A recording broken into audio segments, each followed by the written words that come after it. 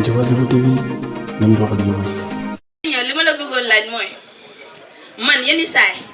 damay bëgg Jésus gëm ko am confiance ci moom mais yenn saay damay am loo xamante ne daf may métti ma am yenn yoo xamante ne damay bëgg mu defal ma ko urgent mais yenn saay du si taxawu quoi damay dem ba damay xaddi quoi. Asalaamaaleykum mbooloo mi maa ngi tudd Louise Pouy paroisse Saint-Antoine de Padoue. Question bi may laajte moom dafa nekk loo xam ne dama koy dund daal maanaam man des fois damay prière di prière am yenn moment yoo xamante ni damay baisser les bras mën naa tëdd noonu ay weer duma prière affaire bi daf may métti sama xol wóor na yàlla billaahi nga xam ma lan la. paroisse Saint-Antoine de Padoue. S'il vous plaît ñu déglu waay. Ngola Serer. Oui, en fait, ma question, sama question, par rapport à la considération des jeunes catholiques ou bien jeunes chrétiens qui n'ont pas pu faire l'école, par exemple. Et je constate que partout, presque au Sénégal, on oublie souvent ceux qui n'ont pas fait l'école. Et je connais des gens, le dimanche, je lui dis, allons à l'église, mais il me dit que mon église dégouma dara la ñuy wax foofu français kese la ñuy wax évangile bi lecture tout c'est en français damay dem ba après dem ñëwaat mais du ma dégg dara la ñuy wax certes aussi la nouvelle génération yëpp dañoo jàng mais n'oublions pas que am na jeunes yu bëri ñu ngi souffrir loolu dañuy dem église dem ba ñëwaat du ñu sentir dara lu ñu def foofu et j'ai vu l'occasion aussi parce que débat yu ñu def yëpp tey presque c'est en français. Donc certes aussi, je ne sais pas comment on va le faire, mais il faut nous bailler xel parce qu'il y a des gens qui n'ont pas fait l'école et d'habitude même nous sommes pour nos manifestations. Et juste je tenais aussi à préciser que message bi Monseigneur wax vraiment neex na ma trop parce que j'ai eu l'occasion de lire une citation de Pégui qui nous dit que nous devons être sauvés ensemble, nous devons venir à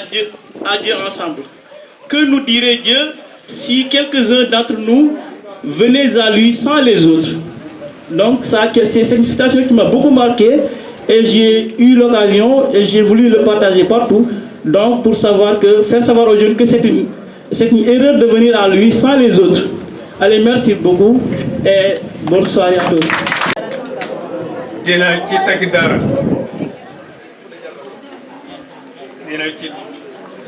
Voilà. Question bi ma gën a téye mooy deuxième bi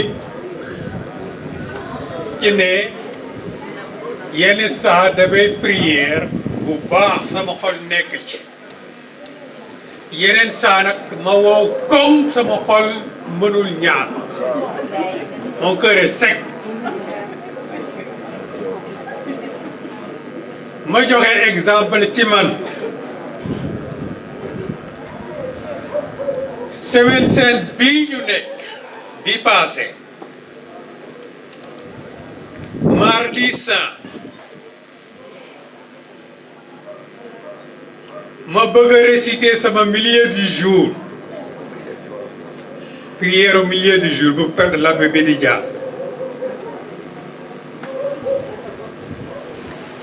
ma am distraction yu dul jeex mënul ma lire benn phrase liiraat beneen ba te duma am distraction sama xel di dem fu nekk man liy seytaane vraiment moo bëgg yàq sama semaine sainte yàq sama carré bi ma jaaxle ma ne naka lay def ma jéem a concentré wu rien à faire ma fàtteel ko Yeesu wax ne là où deux sont réunis en mon nom je suis au milieu d'eux ma téléphoné sama benn xaritu labbe ma ne ko sawaay jaaxle naa de fi ma nekk ni sama xol bi daal Yeesu amatu ci place parce que saa mu ko bëggee ñaan leneen mooy ñëw mu ne bul jaaxle bul tiit ñaanal maa ngi ñaan ak yow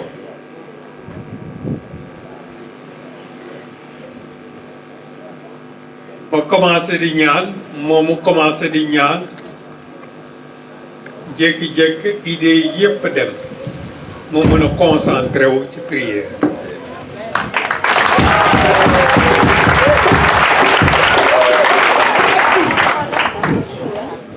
fekk jàngaguma mees parce que mees souvent ngoon laa koy jàng ma dem église chapelle ba ma ne bii messe d'action de grâce lay def parce que ndimbal bii ma am parce que ki ma woo posé wu ma question yu bare pour xam lii la def ma ne wóolul Krista bi maa ngi ñaan ak yow nañu ànd ñaan pour wax leen ne bu ngeen fekkee ne am ngeen difficulté ñaan ut leen keneen kuy ñaan ak yéen mu jàppale leen là où 2 ou 3 sont réunis en mon nom je suis au milieu de vous.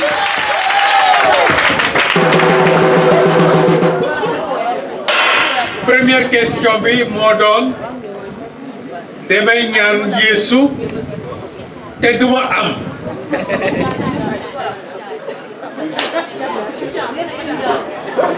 urgence yi waaw lu jàmp soxla bu jàmp inu kii dinaa leen joxaat beneen exemple tamit ñun tamit la bay dañuy ñaan yenn saa Yeesu du ñu may lu ñu bëgg loolu dëgg la mais il faut être patient dans la prière il faut insister prier avec insistance avec tout le cœur. Ça c'est important dans la prière te bu fekkee ne ñaan ngeen amul leen itam bu leen découragé ni ma ko waxee waaye na ngeen fàttali ko ne saint yaa ngi fi mën nañu jàppale bu baax a baax Mariama Sainte Rita Saint Joseph exemple bi may joxe ne mooy Saint Joseph yónni naa message bi suñu waa groupe ressortissant groupe jeunes yi foog na ak groupe beneen groupe yónni naa ko pour wone puissance u prière u Saint Joseph intercession u Saint Joseph benn sœuru Medjugorje yi nekk ci Medjugorje yi moo ne moom mosuloon xalaat di ñaan Saint Joseph comme ñu bare du ñaan Saint Joseph seen xel lu ci nekk Mariama Saint Antoine de Padoue wala yeneen saint et Saint Joseph lu bare duñ ko xalaat mu ne moom ci boppam même bu mu nekkee seen faraluloon taamuloon di ñaan Saint Joseph benn yoon kenn nee ko Saint Joseph di intercéder bu baax a baax boo amee sa soxla bu jàpp ñaan ko te foog naa monseigneur buy def projet daf koy bind teg ko ci tànku statue Saint Joseph ñaan ko ba ca lendemain bi mu soog ko yónni ñu àggale projet ñu accordé man sama problème moo doon dama maye ba maye lu mu moomuloo ma war ko fay te am wala bu koy fay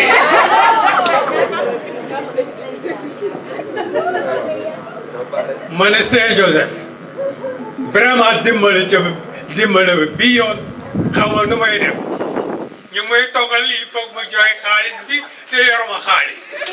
te xam nga ne xaalis bi dañ koo joxe lekku ma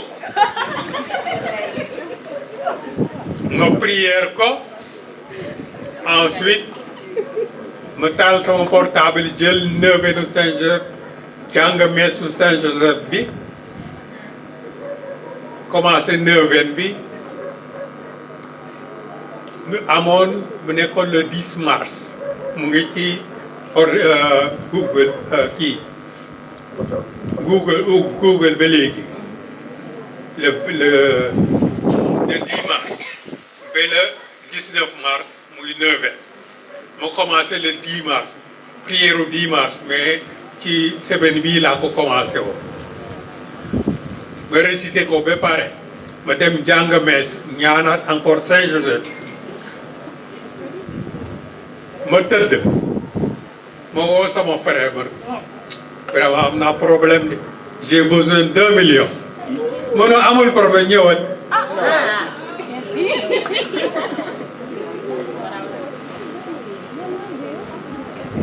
mu ne mais je suis au boulot et je descends tard si je signe le chèque tu pourras recevoir ça que le lendemain. Donc le lendemain, le jour là, tu ne pouvais pas recevoir le chèque. ma tëdd nelaw mais jour boobu ma ñaanaat Saint-Joseph di ko gërëm di ko gërëm di ko gërëm di ko gërëm di ko gërëm di ko gërëm ma tëdd ak Saint-Joseph di ko ñaan ma yeewu 8h30 téléphone sonné ku ma doon jaayal ay terrain ñu mu ne monsieur l'abbé sa ñaari terrain jar na. kon sama kër séddoo ñu ci. sa ñaari terrain jar na léegi wax na ak waa ji d'accord na ci prix bi toog ma dem jëli xaalis bi ma tase ak yow nga jox ma papier yi. exemple boobu laa leen bëggoon wax ci Saint-Joseph.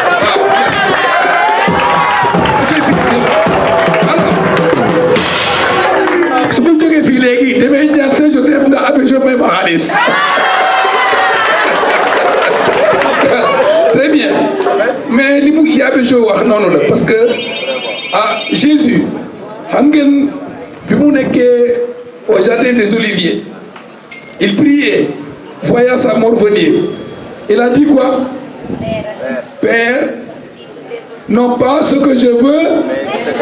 mais ce que tu veux. C'est ça la prière. Voilà. Que ta volonté soit faite. Que ta volonté soit faite. Maanaam da ngay wax li nga soxla waaye nga bàyyi lépp loxo yàlla parce que am na li nga xam ne yàlla bu la ko mayee baaxul ci yow baaxul ci yow kon yàlla moo xam wax ko sa soxla nga tàllal sa loxo xaar. bu la mayee li nga bëgg loolu moo neex yàlla bu la ko mayul nga xam ne loolu baaxul ci yow de kon boo prière na nga mujjee wax ne lii laa bëgg de waaye na sa li nga bëgg na am assez man li ma bëgg te Abbé Jo wax na ko ñaan du benn yoon rek ñaan da ngay patienté yàlla day seetlu nit de da ngay ñaan voilà noonu la. Jésus a dit priez sans cesse du benn yoon rek ngay ñaan nga am li nga soxla du benn yoon rek ngay dem tool nga mën a ko n'est-ce pas kon nag la patience lépp a ngi ci loxo yàlla c'est la confiance rek confiance tout ce qu'il fait c'est bon mais Jésus c'est ça que je te demande le reste c'est entre les mains de Dieu. Abbé Jo wax nag itam parfois sunu xel du nekk ci ñaan bi loolu mooy ay distraction parce que parfois sax dañu am problème bi nga xam ne moo la tere ñaan na nga ko teg ci loxo yàlla moo ut ci solution moo ut ci pexe. La prière on met aussi entre les mains de Dieu tout ce qui nous empêche de nous concentrer lépp li nga xam ne day tax ba sunu xel sore yàlla loolu dañ ko war a teg ci loxo yàlla ci ñaan bi te wóor na ma ne bu ñu ko defee sunu xel dina dellu ci ñaan bi. kii am na ko den ki ko wax ngëm la foi c'est un don on ne peut pas être chrétien tout seul chrétien day nekk chrétien ak les autres sinon da ngay fragile te Jésus bëggul loolu sax les disciples ils étaient 12 autour de Jésus kon Jésus day woo ñëpp ànd ndax ñu soxali ngëm gi ndax ñu yéene sunu ngëm ndax ñu xóotal sunu ngëm donc nous sommes ensemble c'est ensemble qu'on est chrétien nul n'est chrétien seul. Chrétien day faale sa moromu chrétien warul wax ne su ma yónnee ko ci déedéet chrétien waroo gis gis sa morom mu nekk ci jaxle nga ne ko sama yoon nekku ci loolu di jukkoy chrétien de sama yoon nekku ci déedéet bu leen waxte loolu sama yoon nekku ci du jukko chrétien voilà da ngay faale ñeneen ñi c'est ça la solidarité, c'est ça la communion fraternelle avec les autres. Voilà, je vous remercie d'avoir tout laissé pour être là aujourd'hui. Parce que si je suis du pour man rek waaye sama présence mën na may keneen ki doole ci ngëmam te loolu c'est important. Je viens à la messe, c'est pas seulement pour moi, mais aussi pour l'autre qui a besoin de me voir pour que ensemble nous puissions porter la foi, pour qu'ensemble nous puissions célébrer Jésus. Alors, ce que vous faites, c'est ça. Jàngo bi bu wootee na nga bàyyi lépp ngëm gi bu wootee na nga bàyyi lépp nga teew parce que yàlla mooy mayee jot